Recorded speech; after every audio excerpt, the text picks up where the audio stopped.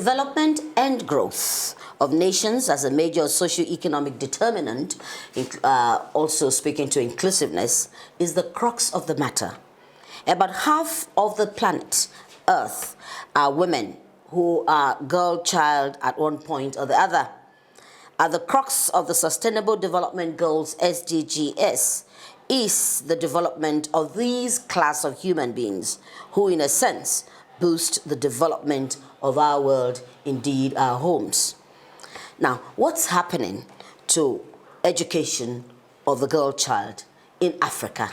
And coming home, what happens to them in our nation, particularly keeping them in school up to at least secondary school level?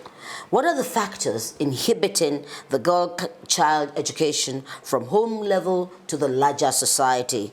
How can they be included and kept in school so we can leapfrog our development gaps, which, as we already know, are huge? Welcome. I'm Mujima Konjola, and this is the focus on this special edition of Bridges. On this episode, in our new norm, are participating with us Elder Boma Benebo, certified management consultant and father of girls. In fact, coming on Bridges today, he's celebrating his girls. Thank you for spending your time and sparing your time to share your thoughts with us on this very important episode we're dealing with today. Also, we have with us a gender specialist, Charity Anaja, and education and social inclusion strategist, Irene Uba, who all are with us. But also today, our lens will also be focusing to the northeast of the country, where Dr. Miru Mandara is going to join us at some point, and she's leading the team in Nigeria of a special intervention. It's called Keeping Girls in School. You need to know about this so that you also can be part of it. So that's our lineup on Bridges today. Welcome. And quickly, I just come to you, Elder. I can see me speaking with you behind camera. Yeah, that's right. You showed so much pride in being father of girls. 5 girls, you say. That's right. Congratulations. And you said they did you well. But so let's go to the crux of the matter. Keeping our girls in school. What have you seen? What are they? What are these social or economic factors that has now become the norm, so that some of our girls can't be kept in school for even up to secondary school level? Well, there are issues that we have always talked about, poverty and all that, but I'm not going to go that route today. I had a reflection on why girls are not staying in school longer than a certain age.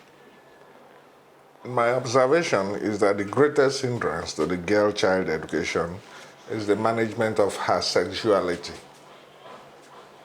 The management of her sexuality and expectation from the girl child. By the time she is 13 years old, which somehow corresponds with the period she is supposed to graduate from the primary level to the secondary level, her sexuality blooms forth. And there are expectations of the society from her as her sexuality blooms forth. There is the challenge of managing her sexuality by herself. And it is here psychological pressure also comes from peer groups. So, ability to manage her sexuality is one of the major factors that can keep her in school.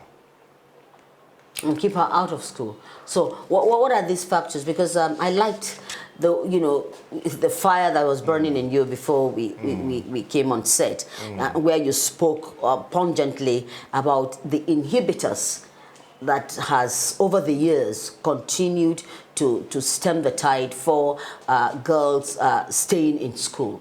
I'd like you to share that with us. Yeah, if you want to keep a girl in school, like I've said, and today I'm just sticking to this particular factor which is not talked about, and that is management of her sexuality. By the time a girl gets to 13 years, nobody thinks that she is transiting from a stage where she just exists to a stage where her sexuality begins to bloom. For a man or for a boy child, he can just have a jeans, a dirty shirt, and it's going on. But for a girl, by the time she hits 13, her sexuality blooms. And at such points, she needs something extra. It makes her to begin to ask for recharge cards. And this recharge card she is asking for, it's not as if she even needs the recharge cards. The essence is for her to have that extra money to be able to manage her sexuality.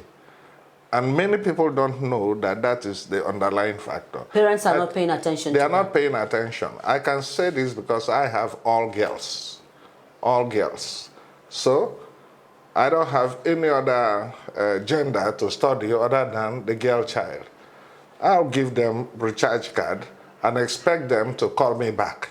They don't call back. And I keep wondering, who else do you call? And I discover that they sell this recharge, the credit you give them, to be able to meet some other needs that they will not tell you. So there is the need of the girl child that we ought to pay attention to. And that is her sexuality. The next is expectation from the girl child. If your expectation from her is just that she should mature, get married, rear children, take care of the home, by the time she crosses the age of 13, she's already more or less mature for that purpose. So, both from her, the society, and the families, she begins to gravitate towards that. Then the second aspect, if we want the girl child to be in school, is like I've said, to support the girl child. And that support has to be economical. There should be that extra allowance you give to a girl to be able to manage her sexuality. Otherwise, if she has to do it herself, and then she begins to look out for that help, then definitely, for everything you ask for, there is a price to pay. In paying that price, she becomes vulnerable to the vices of society. We are seeing the vices, but we are not seeing the root cause behind those vices thriving. So we need to have a support system for the girl child education. Yes. Yes. So this context that we're speaking to, which is for us driving towards, at least in our own environment, to keep the girls in school, even up to secondary school level. Well, if we have to keep the girls in in school up to secondary school level, we have to do sensitization, education, more education. There is need to educate the parents themselves on the fact that the girl child is wired for greater things than just being an incubator, a homekeeper. The parents should be convinced about that. I happen to be from the Niger Delta, and what you might be talking about was something that was practiced then. You know, they don't see the girl child as having capacity to be any other thing other than just being an incubator. But today, we can say otherwise. We can say otherwise. Parents and the society have been convinced that the girl child is capable of more things. So that sensitization needs to be done. Balance it there. That Balance. is, So I'm sure can say. this really calls for an episode on this, and would invite you to speak about this, Well, this emerging trend that you have spoken to. However, thank you for being part of this discussion. We'll hold you. We'll come back to you. I can assure you, we'll come back to you, and we need to discuss on these very touchy issue that you have spoken to about development. We are talking about balance and inclusiveness, and no one should be left behind. Thank you very much for spending your time. Thank you. Yeah. Right. Yes, I know, Irene, you know, I can see it on you. You want to jump on this conversation. Yes. Keeping girls in school. As an educationist and social inclusion strategist, what are you seeing out there in the field? Okay, first of all, I would say that when we look at primary education, we have achieved some level of gender parity. But when it comes to secondary education and beyond, we are really far from targets. And the reasons are not really far-fetched. We're looking at a case where, you know, it's not just about saying that girls should be in school, because that is what we hear people say, okay, we must send girls to school. But what about the belief? Do we really believe that girls should be in school? Nigeria still has the highest number of girls, you know, out of school girls in the world. Nigeria still has the highest number of child bride. Girls get married off before they turn 18. And in the words of Michelle Obama, I like to borrow from her, she says that when girls get to the point where people begin to understand their sexuality, that is when they begin to draw back on their education. Because when they're in primary school, you look at them, they're all, in fact, they seem not to have gender. They're all children. You know, but beyond that time, you begin to see the fact that the belief, the societal expectation of a girl is supposed to be in the kitchen and not even in the society, not outside even the as kitchen. we speak. Even as we speak, especially in the northwest and the northeast region of Nigeria. And even beyond that, the COVID pandemic has also made, you know, the fact that some parents have been brought down to poverty, and if they have to make a choice, you know, of who to send to school, they send their boys to school. So we have those issues. We have the issues of girls who got pregnant even during the COVID pandemic. And then the insecurity right now, especially in the Northwest. You know, emerging data is showing that 24% drop in enrollment rate in schools. And you'll be shocked that that enrollment rate will be more of girls. You know, so these are the issues we're having right now, you know, playing out in already bad situation we had. Yeah, in the already bad situation that we had, yes. Because I remember that in 2018 when you came on Bridges, we were talking about girl-child education, and we still are not, you know, things, well, some people would say things have improved, but not to the expectation of inclusion and parity that we are trying to we're trying to achieve. Okay. Now, moving forward, Irene, what are the things that, you know, either parents, the society, and of course, even education strategies themselves, what are the things that should be put in place to ensure that we keep our girls in school? We must walk the talk. First is the belief. Do we believe that these girls deserve an education? Do we believe that girls need to aspire to their highest potentials? Then second is to walk the talk. Recently, there was just a national dialogue forum for girls, and, you know, we're banding how much we spent. But if we look at it, when it comes to the grassroots, these girls, are they really going to school? And then when they are enrolled in school, because we're not supposed to be just looking at the enrollment rates, we're supposed to be looking at graduation rates.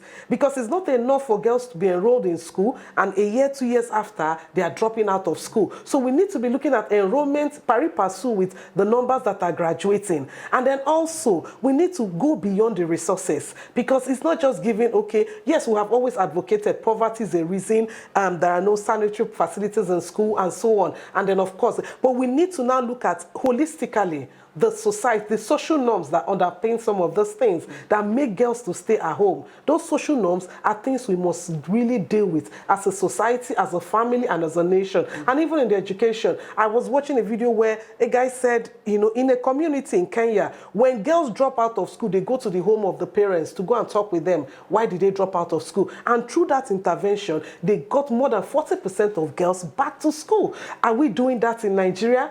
You know, it's not enough to say we've enrolled them and then they drop out, and nobody is following up to know why they are dropping out. These are things we need to look at. This is where I need to bring in Dr. Mairo Mandara to join us on this discussion. She is a team lead of committed people across Africa. It's called the movement. I'd like to coin it movement. The movement is Keeping Girls in School Africa. Now, what is this all about? We need to share this so that you can draw out an area of collaboration with Keeping Girls in School Africa. It's not just in Nigeria, even in Ethiopia. Yeah. You know, this movement is on. So Dr. Mero Mandara is joining us from Maiduguri. Please let's get some measure of perspective from what this movement is doing.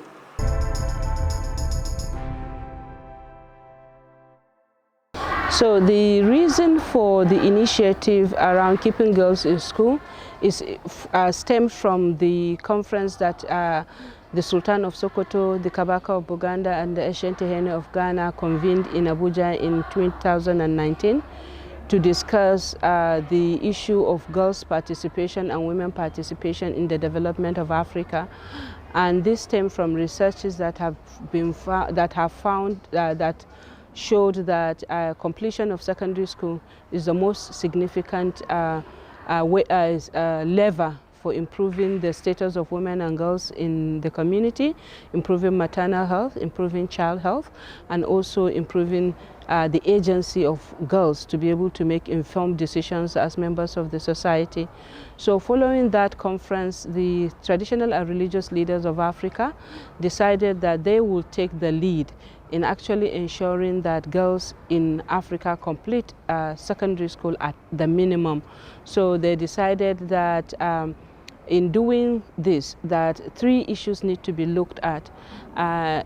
They would work hard to advocate and ensure that every girl completes secondary school. Secondly, that they will advocate and also put into example the need for girls to learn life skills in school, and that is create through safe spaces where they learn about themselves, about their reproductive health, and about their agency, and they develop confidence to be able to make informed decisions about their lives. And then the final thing is that they would also work hard and also advocate to ensure inclusion of livelihood skills, market-relevant livelihood skills. So this initiative seeks to ensure every girl in Africa completes at least secondary school, that's 12 years of grade 12, learns life skills in the process and livelihood skill in the process.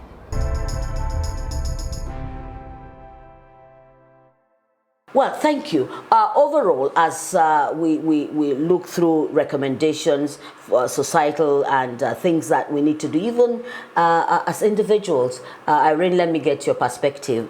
Okay, first, I would like to talk on the insecurity, because right now enrollment rates are dropping. Zamfara has actually closed down all the schools. Now, these schools, when you say these are not measures, it's good. Safety first, keep the children at home. But it goes beyond that. Are those children learning at home? And let's not kid ourselves. When you keep children at home, do you think they're really staying at home? Those girls may may get pregnant. Those boys may be enrolled in some other things, So we are not actually doing the right measures. First, Nigeria is a signatory to the Safe School Initiative. And under the Safe School Initiative is the EIA, Education in Emergencies.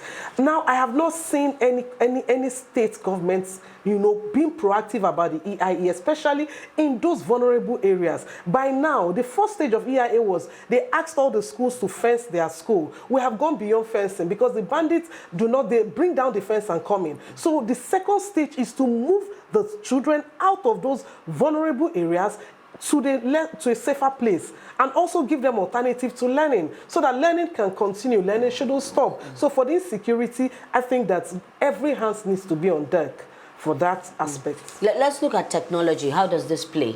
Okay, this year, International Day of the Girl Child, the theme is, our generation, digital generation, our generation. And what we're bringing into fore is to bring to the fore that we cannot run away from digitizing education in Nigeria. We have said this after the girls were kidnapped from Chibok and the Dapchi girls, and then we signed the Safe School Initiative. One of the things they were looking at cardinally in the Safe School Initiative was to look at how technology can play a vital role. If we had been serious 6 years ago, today, when you say children stay at home, they will have their laptops and their education put there. We can't run away from that. And I think right now we need to accelerate digitize our education, to have children have those things, so that even in case of war, whatever emergency, children can still learn.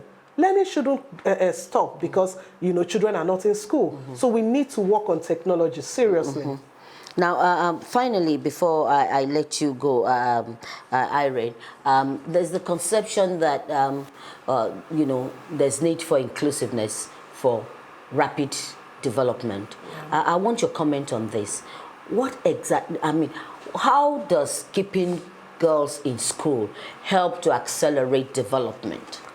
I draw the analogy of a parent who has 4 children, 2 boys, 2 girls. If you decide to train only the 2 boys, you're not going to get the maximum potential from your family. So it's like that for the nation. We have, when you come to our population, women are almost the same with men, in terms of size, in terms of number. So it means that we are actually withholding half of our population from moving forward. We're not going to get their gross domestic product from them, or the national contribution to the national income. We're going to be missing out from that. And then, like I keep saying, every child needs an educated mother. The truth is that when a mother is educated, that education permeates the child even more than when the father is educated.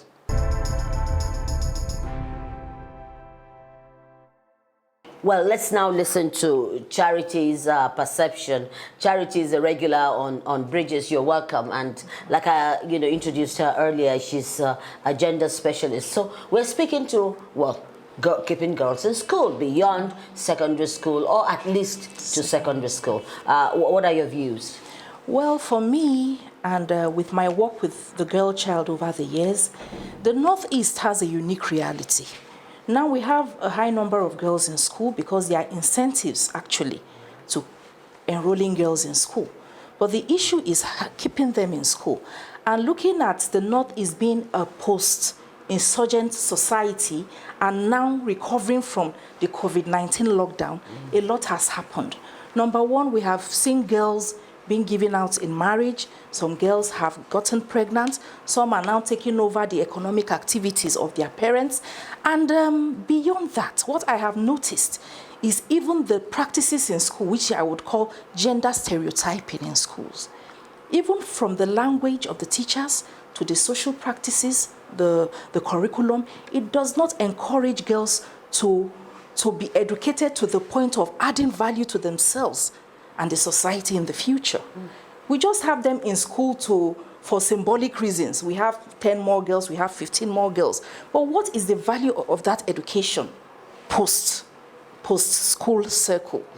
Now we have to begin to reflect extensively to the kind of language we use in schools, which can keep girls in schools. When you treat girls as though they are just coming to fill the numerical space, you cannot achieve much, even if you keep them in school.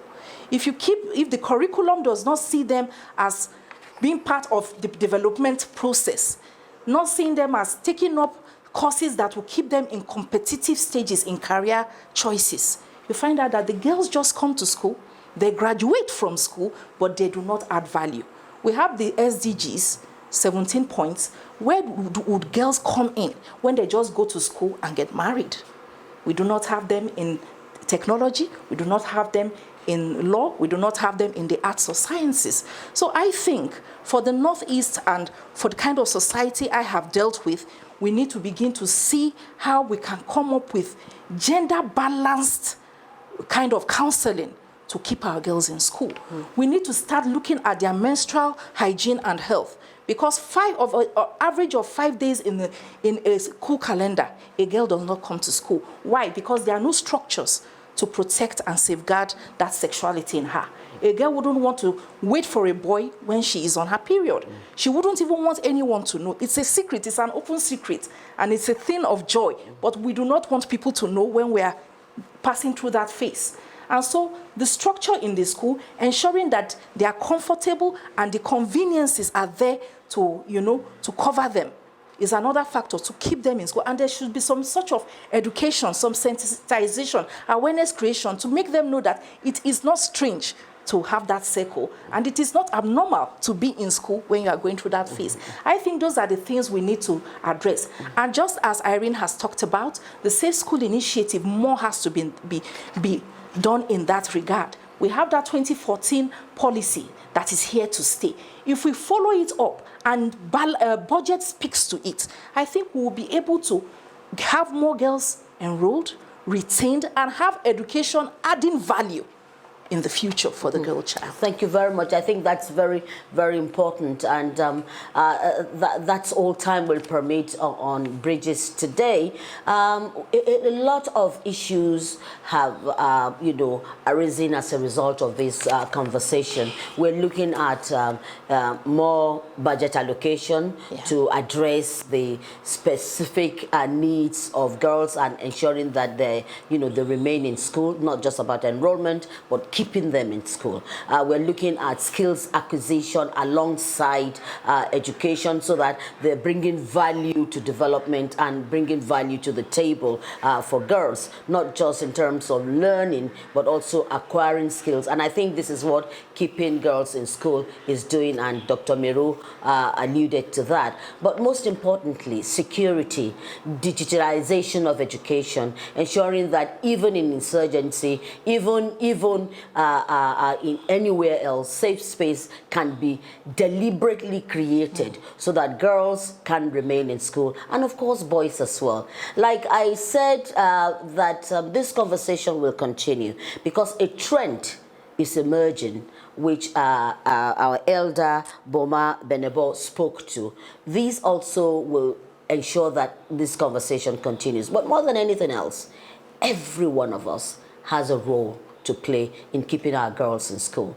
The traditional institution in Africa has initiated this, and I think everybody should jump on this queue to be part of educating a girl child and ensuring that she at least would make secondary school, acquire some skills, graduate as it were. For those who have excelled, you need to pick up as many girls as possible and let them join you in the field of human development. Thank you all for watching. We'll be back again on Bridges, same time next week. Let's hear from you. Be nice to discuss your needs and concerns so that we can build a strong bridge that will accelerate development, not just in Nigeria, but in Africa. Thanks for watching. We'll be back same time next week.